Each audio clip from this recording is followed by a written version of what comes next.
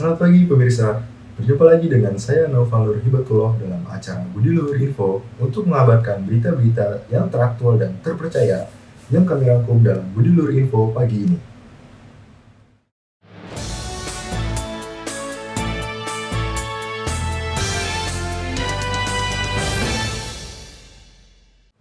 Pemirsa, dilansir dari cnnindonesia.com, salah satu perusahaan otomotif terbesar yaitu PT Suzuki Indomobil Sales resmi meluncurkan produk barunya Aleo R3 Hybrid pada hari Jumat tanggal 10 Juni lalu.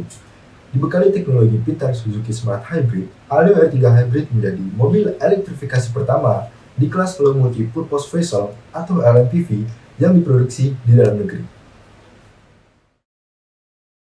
Presiden Direktur Suzuki Indonesia, Shingo Sasaki mengatakan, kehadiran Aleo R3 Hybrid merupakan komitmen Suzuki dalam menggabungkan kemajuan teknologi dan kebutuhan nyata masyarakat Indonesia, mengingat kesadaran masyarakat pada kendaraan ramah lingkungan terus meningkat. Hasilnya, Suzuki berhasil meluncurkan Aleo R3 Hybrid yang menawarkan manfaat mobil elektrifikasi dan efisiensi bahan bakar, namun dengan harga yang sangat kompetitif. Sasaki merinci Aleo R3 Hybrid merupakan pengembangan serius dari Aleo R3, terutama dalam hal teknologi, yakni hadir dengan 17 perubahan. Satu yang paling menonjol yaitu teknologi Suzuki Smart Hybrid yang lebih ramah lingkungan dan konsumsi bahan bakarnya lebih efisien dibandingkan dengan mobil bermesin konvensional. ISG sendiri, papar Sasaki, berfungsi sebagai motor dan generator yang menangkap serta menyimpan energi listrik ke lithium-ion baterai. Energi listrik inilah, kata dia, yang menjaga komponen kelistrikan mobil tetap menyala saat mobil dalam posisi berhenti, atau engine auto start-stop aktif. Dengan demikian, mobil ini disebut akan menjadi pelopor mobil elektrifikasi yang terjangkau masyarakat dan sesuai dengan kebutuhan saat ini, terutama bagi yang tinggal di kota-kota besar. Sementara itu, Deputi Direktur Sales dan Marketing 4W PT SIS Hadi S. Salim menyatakan Aleo R3 Hybrid akan mampu bersaing, apalagi di tengah kenaikan harga bahan bakar minyak saat ini. Selain itu, mobil ini sudah dilengkapi dengan fitur-fitur baru dan ramah lingkungan. Berita selanjutnya dilansir dari gridauto.com, proyek jalan tol Cisumdawu terus dikebut. Kementerian PUPR terus meninjau progres pembangunan jalan tol Cileunyi-Sumedang-Dawuan. Kementerian PUPR targetkan proyek tol di Cisumdawu Seksi 2 selesai pada Agustus 2022 mendatang. Menteri PUPR, Basuki Hadi Muljono berpesan agar koordinasi lebih optimal terutama terkait pengawasan teknik atas kondisi lapangan untuk mempercepat penyelesaian jalan tol Cisumdawu. Dalam keterangan tertulis yang dikutip gridauto.com pada hari Senin tanggal 13 bulan Juni 2022, Basuki mengatakan pastikan pemadatan jalan dilaksanakan serapi mungkin sesuai spesifikasi dengan memperhatikan drainase serta auto-grading agar jalan tidak bergelombang. Adapun pembangunan jalan tol Cisumdawu terdiri dari 6 seksi yang dibangun dengan skema kerjasama pemerintah dan bahan usaha atau KPBU dengan biaya konstruksi Rp5,5 triliun. Dari 6 seksi, untuk seksi 1 Cileunyi Pamulihan sepanjang 11,45 km sudah operasional 100%. Dan seksi 2 Pamulihan Sumedang sepanjang 17,05 km sedang dikerjakan dengan progres fisik mencapai 90,88%.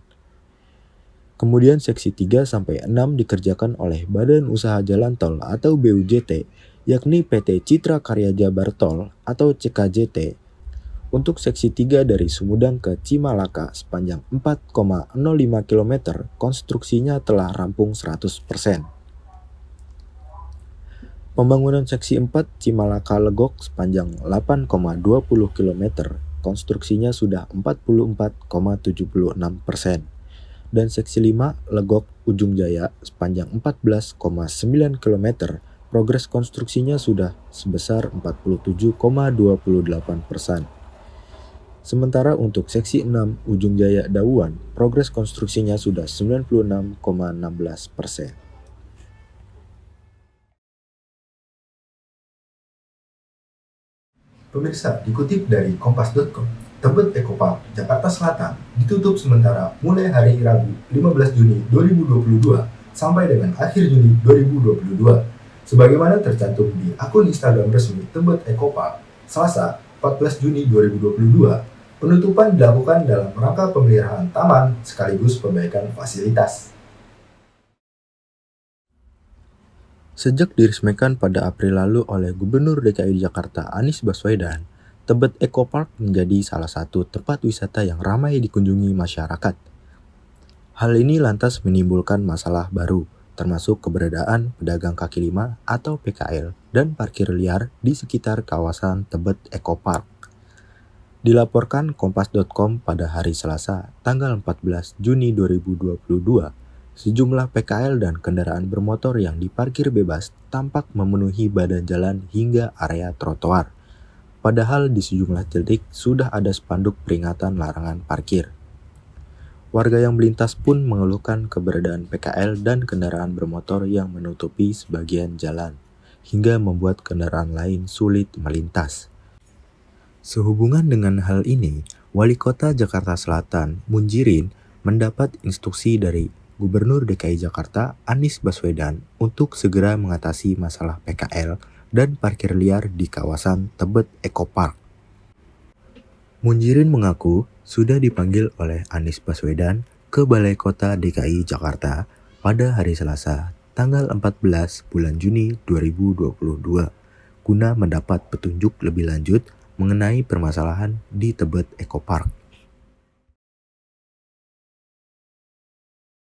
Pemirsa, dilansir dari gridauto.com, salah satu stasiun pengisian bahan bakar umum di Kecamatan Kadipaten Kabupaten Tasikmalaya menjadi salah satu primadona warga untuk mengisi bahan bakar minyak. Hal itu lantaran SPBU tersebut memiliki pemandian air panas alami yang bisa digunakan para konsumen secara gratis. Salah satu stasiun pengisian bahan bakar umum atau SPBU yang bernomor 34.46134 yang terletak di Jalan Raya Bandung Tasikmalaya kilometer 81, Kecamatan Kadipaten Kabupaten Tasikmalaya, memiliki daya tarik sendiri bagi masyarakat yang mengisi BBM di SPBU tersebut. Waljianto menjelaskan, Pertamina tidak hanya memastikan pasokan dalam kondisi aman, namun juga memberikan pelayanan tambahan kepada konsumennya agar selalu merasa nyaman. Sementara itu, Area Manager Communication, Relation, dan CSR Pertamina Patraniaga Regional Jawa Bagian Barat, Eko Kristion, menerangkan bahwa ini satu-satunya SPBU di Jawa Barat yang memiliki rest area dengan pembandian air panas. Selanjutnya, Eko menerangkan, jadi tidak hanya membeli bahan bakar, di sini pengunjung juga bisa merelaksasikan diri di kolam air panas alami. SPBU tersebut menyediakan kolam air panas dengan luas sekitar 7 x 12 meter. Pengunjung juga dapat menikmati fasilitas kamar rendam. Dengan waktu operasional 24 jam, maka diharapkan layanan SPBU dapat memberikan kepuasan kepada konsumen. Fasilitas tersebut dibuat oleh pemilik SPBU pada tahun 2010 untuk umum, agar bisa digunakan oleh pengguna jalan atau pemudik yang ingin beristirahat. Selain pemandian, pengunjung dapat menikmati fasilitas lain seperti rumah makan, supermarket, musola, dan saran istirahat lainnya bagi pemudik. Pemirsa, dilansir dari kumparan.com, terdapat gua di Pacitan, Jawa Timur yang diklaim menjadi gua terindah se-Asia Tenggara. Gua itu bernama Gua Gong. Gua Gong merupakan gua wisata yang sangat memikat dengan ornamen guanya yang spektakuler yang sudah dikembangkan menjadi objek dan daya tarik geowisata. Keindahan alam di Indonesia memang sangat luar biasa. Tidak akan ada habisnya jika membicarakannya mulai dari pantai, gunung, air terjun, hingga gua. Bahkan salah satu kota di Jawa Timur disebut sebagai Kota Seribu Gua. Kota itu adalah Pacitan. Ketika kamu berada di sana, kamu akan banyak menemukan gua sebagai objek wisata andalan di sana. Salah satunya adalah Gua Gong.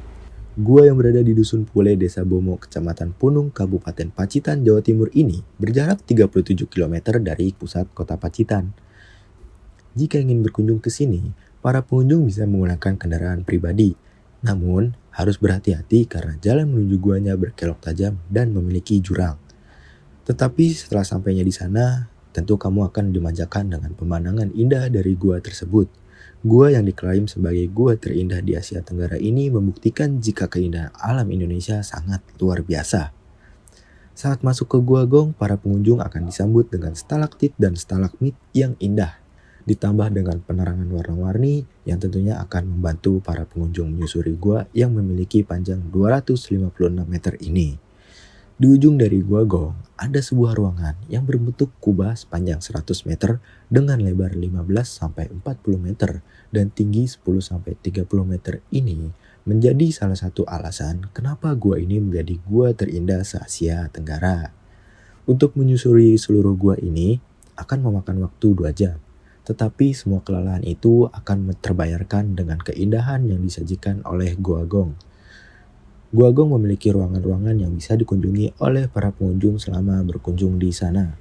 Seperti ruang sendang bidadari, ruang kristal dan marmer, ruang pertapaan, dan ruang batu gong.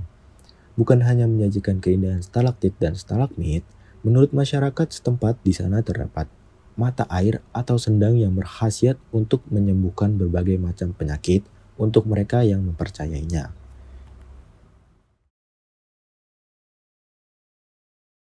Berita tadi menutup acara Budilur Info pagi ini. Saya Naval Ribatullah dan segenap kru yang bertugas pamit undur diri. Terima kasih dan sampai jumpa.